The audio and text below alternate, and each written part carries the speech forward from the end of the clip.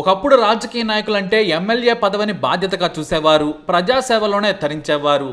జనం సొమ్ము ఒక్క రూపాయి కూడా తీసుకునేవారు కాదు. కానీ నేడు దాదాపుగా 90% మంది అవినీతి పరులే, డబ్బు కోసం గడ్డి తినే నీచులే.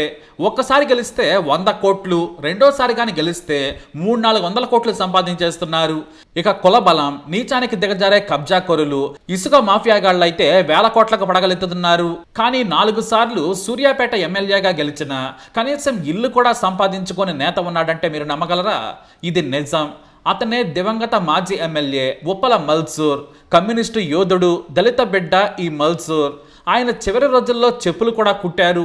బతుకు తెరువు కోసం ఆయన తనకు తానుగా 4 రూపాయలు సంపాదించుకున్నారు. అసెంబ్లీ సమావేశాలకు ఆయన ఆర్టీసీ బస్సుల్లో వెళ్లేవారు. ఇలాంటి నిజాయితీ పరుల కోసమే ఆర్టీసీ బస్సుల్లో కూడా ఎమ్మెల్యే ఎంపీల కోసం ప్రత్యేకంగా సీట్లుండేవి. కానీ నేడు ఎమ్మెల్యే ఎంపీ డ్రైవర్లు కూడా కోట్లు సంపాదించే రోజులు వచ్చేసాయి. కానీ ఆయన మాత్రం ప్రజాసేవలోనే తరించేవారు. ప్రజలు ఏదైనా పని కావాలని అడిగితే వెంటనే లెటర్ ప్యాడ్ తీసి దాని మీద సమస్య రాసి సంతకం పెట్టేసేవారు. తన సంచిలోని ముద్ర తీసి వేసి పంపించేసేవారు. ఆ తర్వాత కూడా ఆయన ఫోన్ చేసి కలెక్టర్లు, ఎంఆర్ఓలు, ఆర్డీఓలను వివరాలు కనుక్కునేవారు. ఫోన్ సదుపాయం ఆ రోజుల్లో చాలా తక్కువగా ఉండేది. అందుకని డైరెక్ట్గా వెళ్లి కలిసేవారు.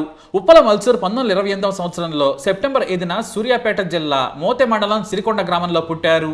ఆయన చదువుకున్నది 4వ తరగతి వరకే. కానీ ప్రజాసేవ అంటే ఆయనకు మక్కువ. తాను చదువుకున్నది కొంతే అయినా మల్సూర్ మహా మేధావి, పలుకరిస్తే పలికే మనిషి, నలుగురి కోసం కష్టపడాలనుకున్నారు. నాడు ఉమ్మడి నల్గొండ జిల్లా అంటేనే కమ్యూనిస్టుల కంచుకోట. నిజాయితీ పరులైన ఎంతో మంది యోధులున్నారు. వందలు వేల ఎకరాల ఆస్తులను కూడా జనం కోసం పంచిపెట్టిన కమ్యూనిస్టు యోధులున్న జిల్లా అది. భీమిరెడ్డి నరసింహారెడ్డి, ఓంకార్, ధర్మభిక్షం, మల్లు స్వరాజ్యం లాంటి గొప్ప నేతలు ఉన్న సమయంలో వారి స్ఫూర్తితోనే మల్సూర్ కూడా కమ్యూనిస్టు పార్టీలో చేరి ప్రజల కోసం జనంలో బ్రతికారు. సిపిఎం భావజాలంతోనే ఆయన ఎర్ర జెండా పట్టారు. ఓంకార్ దళంలో కొన్నాళ్ళు రహస్యంగా కొరియర్గా కూడా పనిచేశారు. అలా ఆయన పరిచయాలు నాయకుడిని చేశాయి. అతి చిన్న వయసులోనే 1952లో ఉమ్మడి ఆంధ్రప్రదేశ్లో ఎమ్మెల్యేగా గెలిచారు. వరుసగా 4 సార్లు గెలిచారు. అయితే ఆయనకు కనీసం ఉండేందుకు ఇల్లు కూడా కట్టుకోలేదు. పైగా గ్రామంలో బడికి చోటు లేదంటే తన మొత్తం స్థలాన్ని బడికి రాసిచ్చిన దాత మల్సూర్. ఉన్నదంతా ప్రజలకే ఇచ్చేశారు ఆయన. ఆయన ఏమీ లేకుండానే కష్టపడుతూ చివరి రోజుల్లో చెప్పులు కుట్టుకుంటూ బ్రతికారు. ఎమ్మెల్యేగా ఉన్న మంది మార్బలం లేకుండా హాయిగా సాధారణ కార్యకర్త మాదిరిగానే బతికారు. 4 రూపాయలు ఎవరైనా విరాళంగా ఇచ్చినా సరే దాన్ని కూడా పార్టీకే విరాళంగా ఇచ్చిన గొప్ప దానగుణం ఉన్న వ్యక్తి మల్సూర్. చివరి రోజుల్లో ఆయన త్యాగం, నిజాయితీ చూసి గ్రామ ప్రజలు సర్పంచ్గా ఏకగ్రీవంగా గెలిపించారు. అయినా సరే జనం సొమ్ము రూపాయి కూడా తీసుకోలేదు, ప్రజలకే ఖర్చు పెట్టారు. తనకు తనగా గ్రామంలో చెప్పులు కుట్టుకొని 4 రూపాయలు సంపాదించుకొని కుటుంబాన్ని పోషించుకున్నారు. జనం సొమ్ము తినద్దు, అది మహాపాపం. మనమే నాయకులం కాబట్టి మన డబ్బులు జనం కోసం ఖర్చు పెట్టాలి తప్పితే మనం ముట్టుకోవద్దని చెప్పేవారు ఆయన. ఆయన దారిలో నాయకులుంటే ఈ పాటికి మన రాష్ట్రం, దేశం రూపురేఖలే మారిపోయేవి. అలా ఆయన కడు పేదరికంలోనే బ్రతికి 2000 సంవత్సరంలో చనిపోయారు. ఇప్పుడు గ్రామంలో మల్సూర్ కోడళ్ళు మాత్రమే ఉంటున్నారు. వాళ్ళు కూడా దయనీయ స్థితిలో కాలం వెళ్లదీస్తున్నారు. కూలి పనులు చేసుకుంటూ బ్రతుకుతున్నారు. తమకు కనీసం ఓ డబుల్ బెడ్రూమ్ ఇళ్లైనా ఇవ్వమని గతంలో అధికారులు, నేతలకు మొరపెట్టుకున్నా కూడా ఎవరూ కూడా పట్టించుకోలేదు. ఇప్పుడు ఇందిరమ్మ ఇళ్లైనా ఇవ్వమని వాళ్ళు కోరుతున్నారు. దేశం మొత్తం పేరు తెచ్చుకున్నారు.